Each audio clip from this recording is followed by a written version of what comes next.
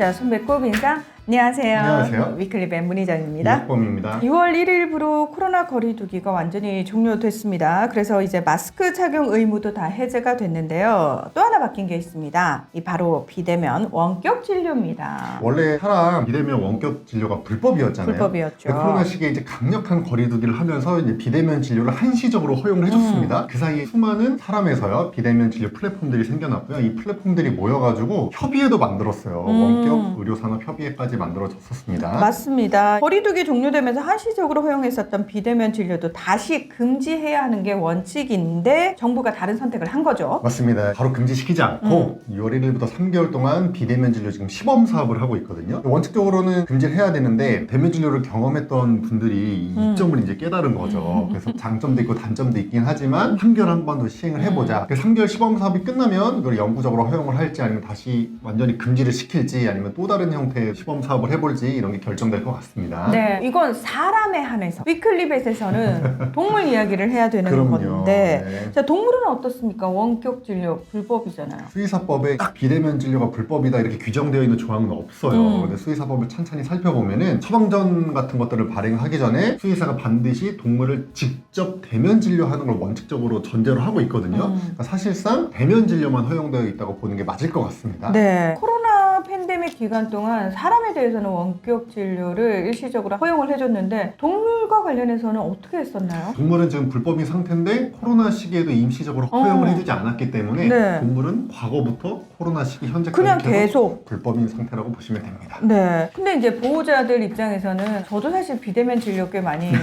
받아봤지만 네. 이게 좀 편하거든요. 네. 그래서 보호자에 따라서는 우리 아이도 늘 때 되면 병원 가고 이거 비대면으로 바뀌면 좋겠다라고 생각하시는 분들 계실 것 같아요. 맞아요. 그래서 실제로 이제 조사도 이루어졌습니다. KB 경영연구소가 2023년 한국 반려동물 보고서에서 설문조사를 할 때 반려동물 원격 의료에 대한 설문조사를 진행을 한 거예요. 근데 보호자의 43.2%가 반려동물 원격 의료 서비스가 나오면 이용할 의향이 있다고 답을 했습니다. 자, 일단 보호자 절반이 이렇게 대답을 했다. 근데 저는 KB 경영연구소에서 질문을 이걸 넣었다는 것 자체가 동물 쪽에서도 이 원격 진료 원하는 요구하는 목소리가 좀 있지 않나라는 생각이 좀 들기도 하는데 한 업체가 규제 샌드박스를 신청해서 심의위원회를 통과했다. 이런 소식도 있더라고요. 엄청난 화제인데 TT케어라고 하는 서비스를 하는 AI 퍼펫이라고 하는 회사가 있어요. 여기서 AI를 활용한 수의사의 반려동물 건강 상태 모니터링 사업에 대해서 이제 규제 샌드박스 신청을 했고요. 이게 심의위원회를 통과를 했습니다. 반려동물 안과 질환을 대상으로요. 초진을 이미 수의사에게 본 동물만 한해서 AI 인공지능 앱으로 치료 경과를 모니터링하는 그런 사업입니다. 자, 일단 초지는 분명히 수의사 선생님한테 대면으로 받으셔야 되고 네. 재진 환자를 대상으로 한다. 이건 뭐 사람하고 비슷한 건데 규제 샌드박스 통과 과정에서 반대라든지 다른 의견도 있었을 것 같거든요. 있었습니다. 이게 심의위원회라는 게 뭐 일방적으로 하는 게 아니에요. 신청기업, 그리고 관계부처, 그리고 대한수의사회 등이 포함된 협의회가 구성이 돼서 이제 운영을 한 거고요. 당연히 대한수의사회에서 이제 반대를 했습니다. 반대한 이유는 당연히 비대면으로 하니까 정확한 진단이 어렵다.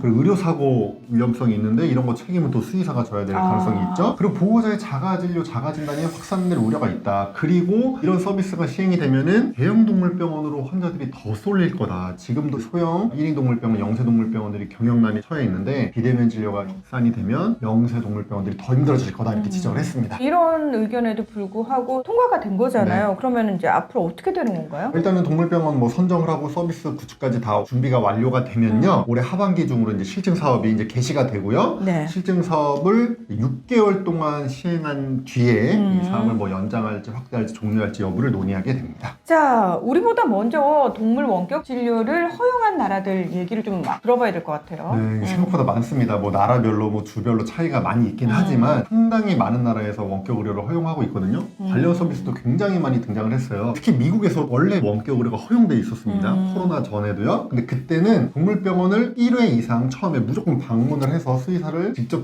진료를 받아야 하는 전제 조건이 있었어요. 지금 우리 시범 사업하는 거 규제 샌드박스 하는 것처럼. 근데 미국 FDA가요 2020년 3월에 반려동물 원격 진료하기 전에 대면 진료 의무화를 면제를 했습니다. 코로나 확산을 방지하기 위해서죠. 물론 이제 우리나라랑 미국은 뭐 차이가 크죠. 우리나라는 뭐 영토가 미국처럼 넓지도 않고 동물 수 대비해서 동물병원 숫자가 훨씬 많기 때문에 상황은 분명히 다릅니다. 사실 우리나라는 아직까지도 그냥 동물약품을 약국에서 살 수 있는 상황이잖아요. 처방 대상 약도 다 살 수 있어요. 그래서 사실은 다른 나라 상황들하고 좀 다르게 생각을 해야 될 부분들이 있는데, 물론 대다수의 반려인들은 우리 반려동물의 건강을 최우선으로 생각하시는 분들이기 때문에 굉장히 신중하게 접근을 하십니다만, 이걸 또 악용하는 사람들이 혹여라도 생겨날까봐 그런 부분에 대한 걱정도 되거든요. 그리고 그게 동물에게 오히려 해가 되는 상황이 펼쳐질까봐 그런 부분 좀 걱정이 되기 때문에, 전 진짜 뭐 하나 허용하거나 법을 좀 바꾸기 전에 제발 요모조모 꼼꼼하게 좀 잘 따져봐야 된다. 네. 무조건 만드는 게 중요한 게 아니고 잘 만드는 게 중요한 거잖아요. 6개월 동안 시범사업 어떻게 진행되는지 조금 주의 깊게 지켜볼 필요가 있을 것 같습니다. 네. 오늘 위클리베이스는 여기서 마무리하겠습니다. 함께 해주셔서 고맙습니다. 감사합니다.